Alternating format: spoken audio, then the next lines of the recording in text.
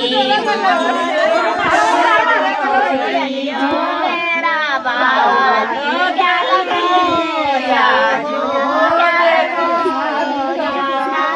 Everyone, welcome back to my channel. आज हम बात करेंगे उत्तराखंड के लोक पर्व सातों आठों की।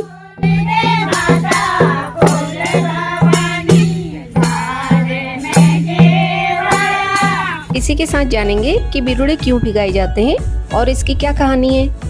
साथ ही सातों आठों से जुड़ी गौरा महेश्वर की कहानी और इसके महत्व पर भी प्रकाश डालने का प्रयास करेंगे। तो प्लीज वीडियो में लास्ट तक बने रहें और पसंद आने पे लाइक शेयर जरूर करें। प्लीज कमेंट करके जरूर बताएं कि आप किस जगह से हमारी वीडियो देख रहे हैं।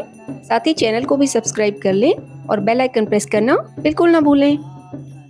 इसकी शुरुआत पंचमी से होती है और इसको बिरुड़ पंचमी भी कहा जाता है। इस दिन घर के मंदिर में 5 या 7 अनाजों को एक बर्तन में भिगा कर रखते हैं। साथ ही एक पोटली में भी इन अनाजों को रखा जाता है। इस पोटली को पहाड़ी में कुटुर बोला जाता है और इसे भिगाने के लिए किसी कटोरी या गहरे बर्तन का यूज किया जाता है। हम आज यानी कि पंचमी को ही घर पहुंचे हैं और हमारी ट्रेन भी काफ़ी लेट हो चुकी थी, इसलिए जल्दी से पूजा कर ली है। जब सप्तमी को इसकी पूजा होगी तो हम आपको ज़रूर दिखाएंगे कि इसके अंदर हमने क्या क्या रखा है।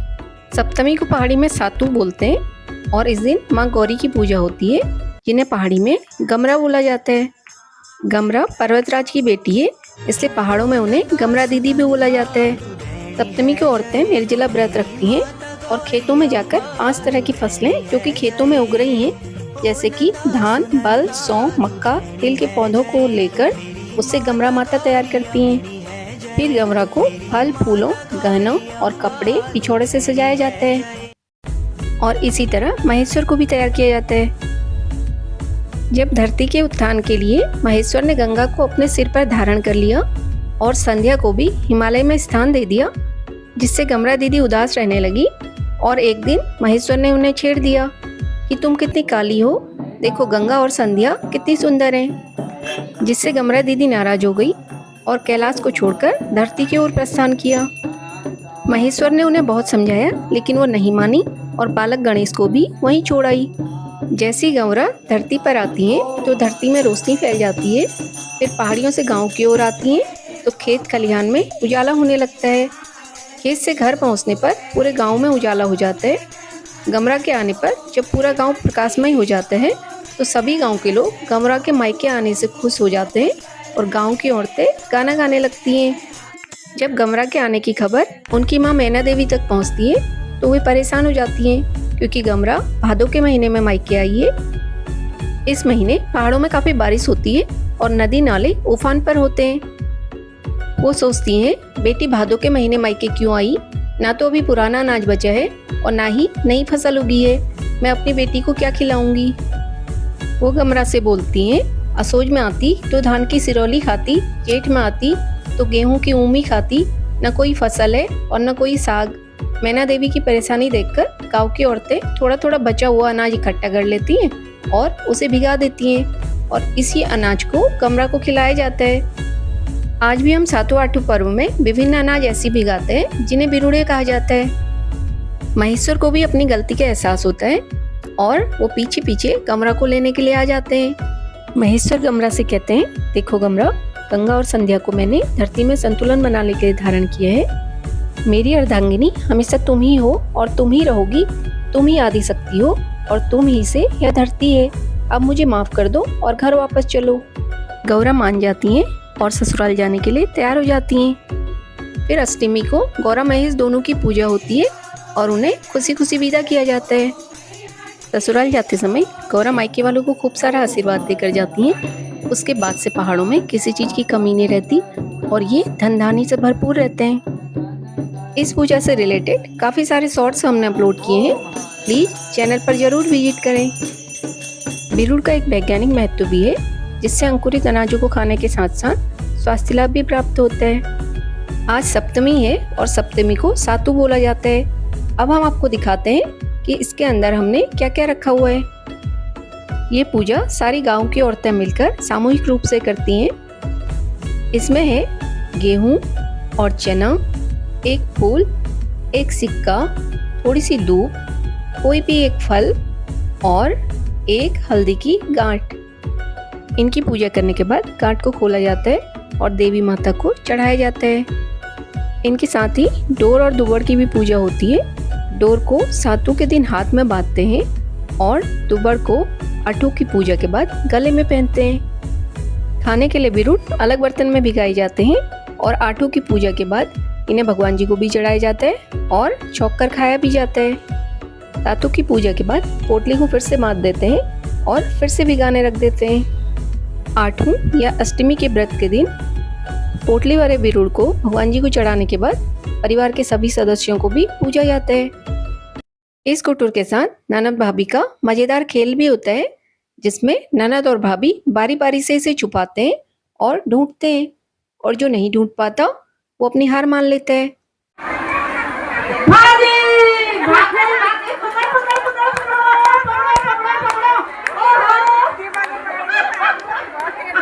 ये व्रत संतान के लिए किया जाता है और पहाड़ी में इसकी कथा को मजेदार तरीके से सुनाया जाता है।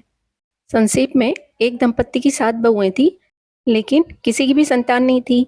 तो इससे बुढ़े बुढ़िया को काफी चिंता हुई और उन्होंने पंडित जी से पूछा कि हमें क्या करना चाहिए। पंडित जी ने उन्हें व्रत की सारी विधि बताई, लेकिन 6 बहुएं उस व्रत को पूरा नहीं कर पाई। लेकिन 7वीं बहू ने उसे विधि पूर्वक पूरा किया और उसे एक प्यारी सी संतान प्राप्त हुई। उसी कहानी को अब आप पहाड़ी में सुनिए। पंडित जी हमार नाचवा क्या नातिन कई बोला हो के विचार से बता दी कई बोला हो। पंडित जी आतोड़ चाहे पतोड़ चाहे बुलो चाहे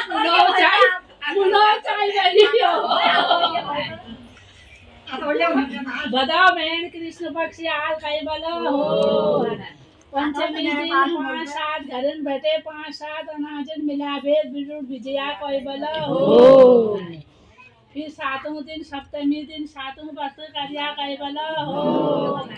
फिर 8वें दिन अष्टमी व्रत करिया कई बोला हो।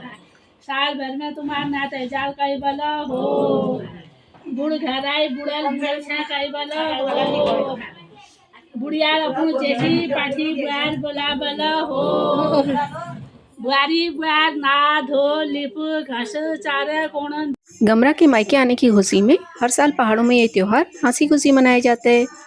7 आठों में खूब सारा नाच गाना, भजन कीर्तन और झोड़ा चाचरी होते हैं और काफ़ी सारे हंसी मजाक वाले खेल भी खेले जाते हैं। वीडियो में आगे बढ़ने से पहले आइए कुछ भजनों का आनंद लेते हैं।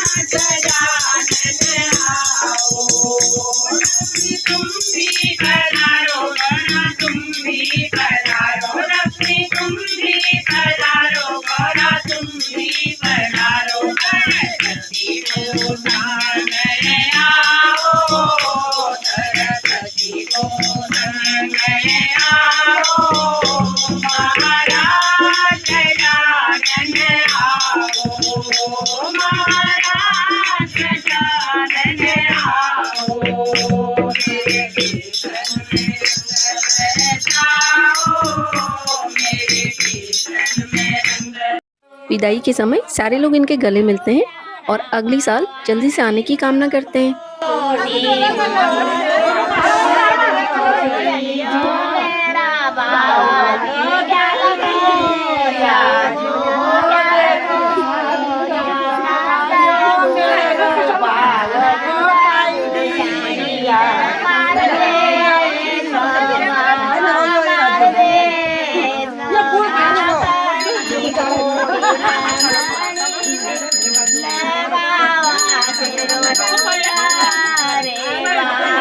विदाई में स्थानीय गीत गाए जाते हैं और गौरा की विदाई के समय लोगों की आंखें नम हो जाती हैं।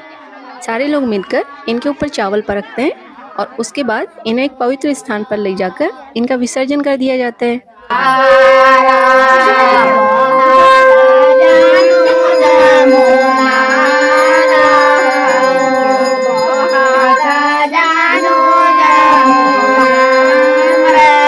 पूजा के बाद शाम को या अगली सुबह बिरुड़े पकाए जाते हैं। इन्हें मीठा और नमकीन 2 तरीके से तैयार किया जा सकता है।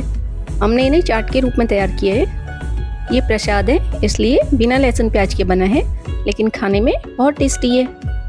अगर मीठा पसंद है तो इसे घी में फ्राई करके इसमें गुड़ डाल देंगे। इस उत्सव का मुख्य जोड़ा खोल दे माता खोल भवानी है। आइए वीडियो के अंत में इसका आनंद उठाते हैं। प्लीज़ कमेंट करके ज़रूर बताएं कि आपको वीडियो कैसी लगी और अपना ध्यान रखें। तो स्वस्थ रहें, मस्त रहें और इसी तरीके के मज़ेदार वीडियोज़ के लिए बने रहें मेरे चैनल पर। Thank you.